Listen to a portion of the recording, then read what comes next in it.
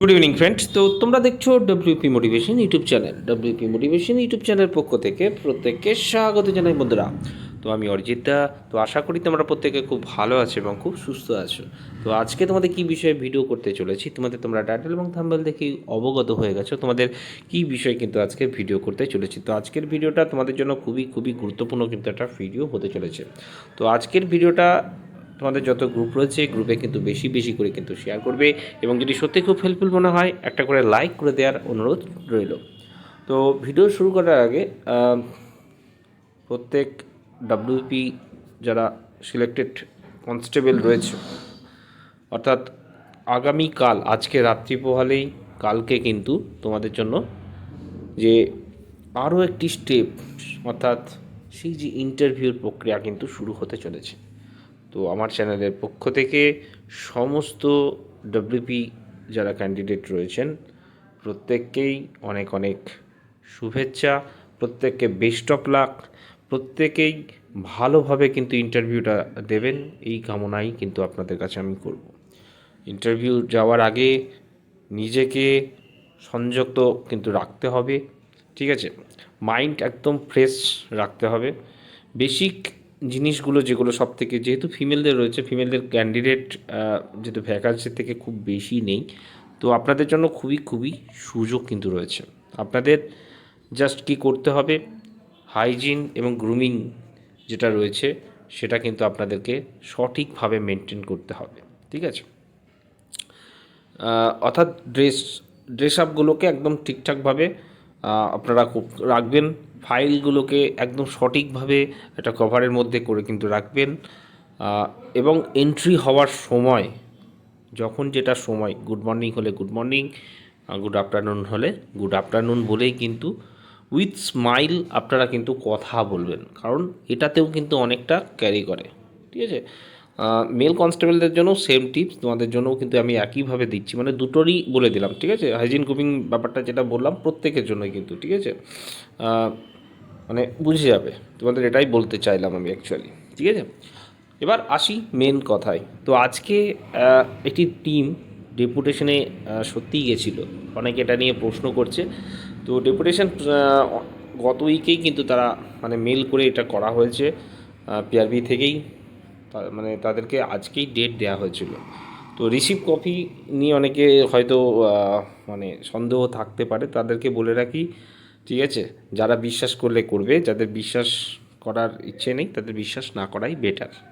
তো আজকে মেনলি যেটা নিয়ে কথা বলতে যাওয়া হয়েছিল সেটি হচ্ছে, যেহেতু ফিমেল ক্যান্ডিডেটরা গেছিলো, তো ফিমেলদের হাইট এবং সবথেকে মানে মানে চর্চিত যেটা, সেটা হচ্ছে তোমাদের টাইমিংয়ের ম্যাটারটা, যেটা গত রিক্রুটমেন্টগুলোর থেকে 4 মিনিট 30 সেকেন্ড থেকে কমিয়ে হুট করে যেটা 4 মিনিট করা হয়েছিল। তো সেটাই যাতে পুরনো যে মানে পুরনো রিক্রুটমেন্ট হিসেবে যেটা ফিরে আসা যায় তার জন্যই। তো এটুকুই বলা হয়েছে, এটা নিয়ে ভাবনা চিন্তা করা হচ্ছে। কিন্তু আসল কথা, যেহেতু ওপর থেকে অর্ডার রয়েছে, তো এগুলো তো আর, পিআরবি হচ্ছে একটি বোর্ড, ঠিক আছে?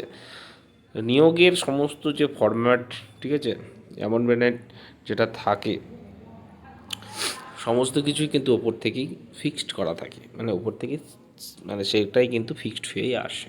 তো পিআরবি বোর্ডকে যেমন অর্ডার দেওয়া হয়, ওনারা তেমনভাবে রিক্রুটমেন্টটাকে তারা প্রসেসিং করে, কিন্তু তার যে মূল যে স্ট্রাকচার, যে কাঠামো, সেগুলো কিন্তু ওপর থেকেই পাস হয়ে আসে, এটা মাথায় রাখা উচিত। নতুন রিক্রুটমেন্ট নিয়ে অনেকে প্রশ্ন থাকছে, তো অনেক নাকি পরিবর্তন হচ্ছে, অমুক আসছে তমুক আসছে, কোনো কিছু তোমাদের কিন্তু পরিবর্তন হচ্ছে না। ঠান্ডা লেগেছে আমার, মানে বুঝতে পারছো হয়তো, ঠিকমতো গলা বলতে পারছি না, তবুও যাতে তোমাদের অসুবিধা না হয় তার জন্য আমি সঠিকভাবে বলার চেষ্টা করছি। প্রচণ্ড ঠান্ডা লেগেছে, গলা দিয়ে সত্যিই সঠিকভাবে স্বর বেরোচ্ছে না। তবুও বলে রাখি তোমাদের যে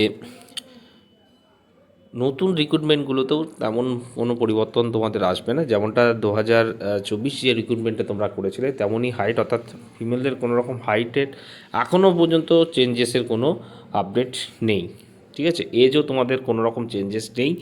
তবে যেটুকু খবর আছে বা পাওয়া যাচ্ছে, যেটুকু শোনা যাচ্ছে, তোমাদের নতুন বিজ্ঞপ্তি যেটা কেপিএসআই আসার কথা রয়েছে, সেটাতে যেটা গত রিক্রুটমেন্টে অর্থাৎ 23 যেটা 27 করা হয়েছিল, সেটা মেবি ইনক্রিজেস ইউআরদের 30 করা হবে।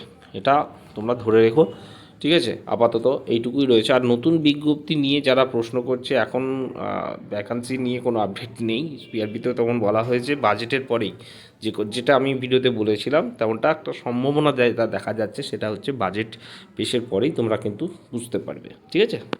আচ্ছা, তোমাদের ডাব্লিউপি কনস্টেবল জয়েনিংয়ের পরেই কেপিএসআই নিয়ে তার মানে ওনারা একটা প্রশ্ন করেছিলেন অ্যাকচুয়ালি ডেপুটেশন টিম থেকে। ওনাদেরকে সেম কথা বলা হয়েছে যে কেপিএসআই অর্থাৎ যেটা রিক্রুটমেন্ট মানে ধরে রাখা হয়েছে সেটাই করানোর চিন্তাভাবনা রয়েছে। সেক্ষেত্রে যদি ইলেকশনটা ডেট একটুখানি পিছোই বা ইলেকশনের ডেট যদি তাড়াহুড়োভাবে ডিক্লেয়ার না হয়, যদি পিআরবি বোর্ডের হাতে সময় থাকে, তারা কিন্তু কেপিএসআইয়ের মেন্সের রেজাল্টও কিন্তু পাবলিশ করে দেবে।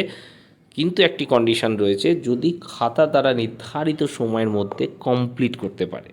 যদি খাতা দেখা কমপ্লিট হয়, কারণ যেহেতু অনেকগুলো ক্যান্ডিডেট রয়েছে, অলরেডি আপডেট দিয়ে দিয়েছি, ঠিক আছে। তো অনেকটা প্রসেস, অনেকটা সময়ের প্রয়োজন থাকে। সেই সময় যদি নির্ধারিত ইলেকশনের যে ডেটের মধ্যে যদি থাকে বা তাদের হাতে পর্যাপ্ত সময় পাওয়া যায়, তবেই সেক্ষেত্রে কিন্তু মেন্সের রেজাল্ট বের করে ইন্টারভিউ করিয়ে দেখো। একটা কথা বলতে হবে, কেপিএসআইয়ের যা ভ্যাকান্সি রয়েছে 300+, তো 350 যদি আমরা ধরে রাখি, ইন্টারভিউর জন্য তার 10 গুণ ডাকা হয় না, নিশ্চয়ই 2 গুণ মতো বা 1.5 থেকে 2 গুণ মতো পাস করানো হয় বা সেই মতোই ডাকা হয়। সেক্ষেত্রে আমরা 700 বা 750 যদি ধরে রাখি, ঠিক আছে, তো তাদের ইন্টারভিউ নিতে বেশি সময় লাগে না। সেক্ষেত্রে যদি রেজাল্ট বেরো হয়, 3 থেকে 4 দিনের মধ্যে ইন্টারভিউ কমপ্লিট করিয়ে দিতে পারে পিআরবি। তো হাতে সময়টাই হচ্ছে সব থেকে বড় জিনিস। ইলেকশনটা কবে হচ্ছে তার উপরে অনেক কিছু নির্ভরশীল কিন্তু রয়েছে, যেটুকু আমার মন থেকে মনে হচ্ছে, যেটা আমার অ্যাজামশন বা যেটুকু আমার বলতে পারো যে একটা অনুমান ভিত্তিতে এটুকু মনে হতে পারে। এবার চলে আসি তোমাদের কেপি কনস্টেবলের কথা, যেটা ক্লিয়ার কাট এর আগেও আমি বলেছি, আজও তেমনটাই কিন্তু বলা হয়েছে। আগে ডেপুটেশনের টিমকেও বলা হয়েছিল কেপিএসআই নিয়ে আপাতত স্থগিত রাখা হয়েছে। তো কেপি কনস্টেবলটা তোমাদের আপাতত হোল্ড করা হয়েছে, এটুকু ধরে রাখো, ঠিক আছে। তো আফটার ইলেকশনই হয়তো এর পরবর্তী প্রসেসগুলো করা হতে পারে, এটুকুই তারা মানে বলা হয়েছে মানে ডেপুটেশন টিমকে, ঠিক আছে। তো এটুকুই তোমরা ধরে রেখো। আর বাকি যে সমস্ত আপডেটগুলো তোমাদের যেগুলো ডেপুটেশন টিমে বলা হয়েছে, সেগুলো পরবর্তীকালে তোমরা জানতে পারবে। সেগুলোই তোমাদের, যেমনটা আমি ভিডিওতে বলেছি আগে, সেমনটাই কিন্তু হচ্ছে। নতুন বিজ্ঞপ্তি আসার সম্ভাবনা রয়েছে, অনেক অনেক বিজ্ঞপ্তি আসবে, কিন্তু সেটা বাজেট পেশের পরেই কিন্তু আমরা জানতে পারবো। 5 তারিখ সম্ভবত বাজেট পেশ হতে পারে, তারপরেই হয়তো এটা নিয়ে বিস্তারিত আপডেট কিন্তু ওয়েবসাইটে তোমরা পেয়ে যাবে, বা বোর্ড থেকে অবশ্যই তোমাদের জানিয়ে দেওয়া হবে, ঠিক আছে। তো এর মাঝে তোমাদের ডাব্লিউপিএসআইয়ের হয়তো বা এক্সামটা নিতে পারে, যদি স্কুল ফাঁকা পাওয়া যায়, বা ধরে রাখো যেমনটা একটা গন্ধ পাওয়া যাচ্ছিল, যেমন মানে গত ভিডিওতে তোমাদের বলা হয়েছে, আজকে না বললেও তোমরা ধরে রাখো যে ফেব্রুয়ারি মাস, অর্থাৎ অর্থাৎ এটুকু ধরে রাখো তোমাদের 1 মাসের মধ্যেই হয়তো, যদি সম্ভব হয়, তোমাদের ডাব্লিউপিএসআই মেন্সটা হতে পারে। যদি যদি সব কিছু পরিস্থিতি ঠিক থাকে, স্কুল যদি পাওয়া যায় বা সব কিছু করানো সম্ভব হয়, তোমাদের কিন্তু ডাব্লিউপিএসআই মেন্সটাও হতে পারে। এটুকু তোমরা ধরে রাখো, ঠিক আছে। একটা সম্ভাবনা কিন্তু রয়েছে, যেটুকু এক্সাম হওয়ার ফেব্রুয়ারি মাস তোমরা ধরে রেখো, যেমনটা গত আপডেট ভিডিওতেও দেওয়া হয়েছিল, সেম কথা আজকেও কিন্তু বলা হচ্ছে, ঠিক আছে। তো ডাব্লিউপি কনস্টেবলদের জয়নিং তোমাদের ফেব্রুয়ারি মাস থেকেই শুরু হতে চলেছে, এটুকুই তোমরা ধরে রেখো।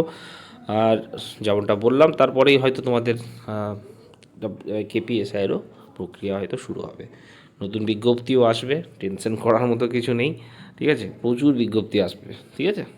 এটুকু বলেই আজকের ভিডিও এখানেই শেষ করলাম। চলো, বেস্ট অফ লাক। আবারও প্রত্যেককে ভালো করে ইন্টারভিউ দাও, ঠিক আছে। মেল ক্যান্ডিডেটদের জন্য বলছি, নিজেকে ঠিক রাখবে, নিজের ওপর বিশ্বাস রাখবে। আর যখন ইন্টারভিউতে যখন কথা বলবেন মানে ইন্টারভিউয়ারদের সঙ্গে, তো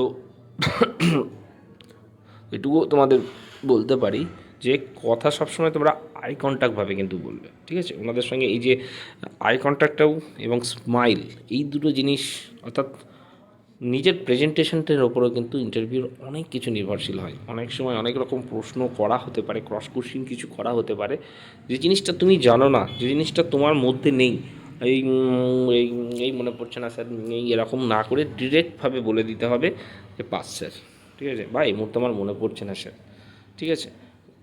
এরকমভাবেই কিন্তু জায়গা থেকে যতটা সম্ভব স্মার্টলি এসকেপ করতে হবে, তাহলে কিন্তু প্রবলেম হবে। ওকে, চলো বাই, টাটা, গুড নাইট।